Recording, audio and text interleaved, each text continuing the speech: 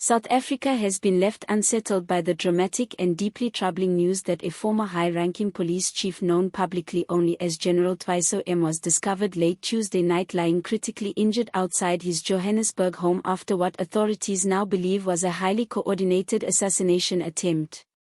The incident has intensified national anxiety, raising urgent questions about the safety of former security officials and the growing boldness of criminal syndicates that seem increasingly undeterred by law enforcement structures. What began as an ordinary evening in the quiet affluent suburb of Bryanston quickly descended into chaos shortly before 22:47 when a neighbor returning home noticed what appeared at first glance to be a man collapsed near the entrance of General Twiso's property. Initially assuming a medical emergency, the neighbor rushed closer only to be shocked by the sight of blood pooling across the pavement and the unmistakable realization that the former police boss had been shot. Emergency responders were on the scene within minutes, working rapidly to stabilize him before transporting him to a nearby private hospital. Doctors later confirmed that General Twiso had sustained a single gunshot wound to the upper torso. While his condition remains critical, early medical reports indicate that he is responding to treatment. Specialist surgeons performed emergency procedures through the early hours of Wednesday morning, and teams are continuing further assessments as they attempt to manage the complications associated with such a targeted attack.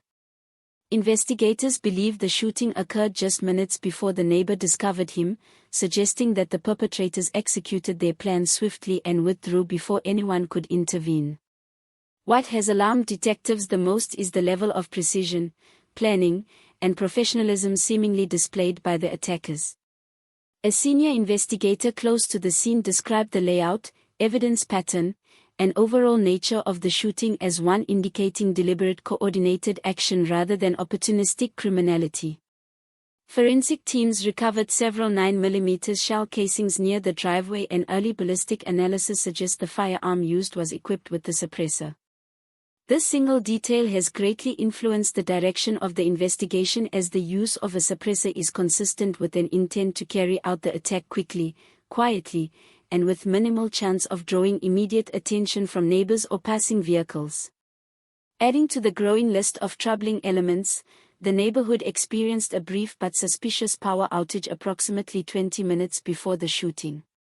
Though the cause of the outage is still being explored, security analysts believe it may have been deliberately timed to disable security cameras, reduce street lighting, and create perfect cover for the attackers to approach the property unnoticed. Power disruptions are not uncommon in South Africa, but the timing coupled with the nature of the attack has prompted investigators to examine whether it was orchestrated as part of the operation. While SAP's officials remain cautious about speculating publicly on motives, sources close to General Twiso's history and career say investigators are exploring three primary avenues. Before his retirement, General Twiso served in an elite investigative division that aggressively targeted major organized crime structures, including transnational smuggling networks, large-scale gang operations, and deeply entrenched corruption schemes involving both private actors and high-level officials. Several of the operations he oversaw led to significant financial losses for criminal syndicates and long-term prison sentences for key figures. The possibility of delayed retaliation, the settling of old scores, has therefore become one of the central theories guiding the investigation.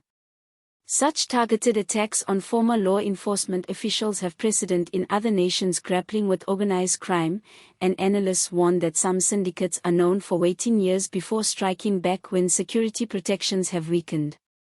In addition to the organized crime angle, reports circulating within policing circles indicate that General Twiso had long-standing internal disagreements with certain senior leaders over controversial operational decisions.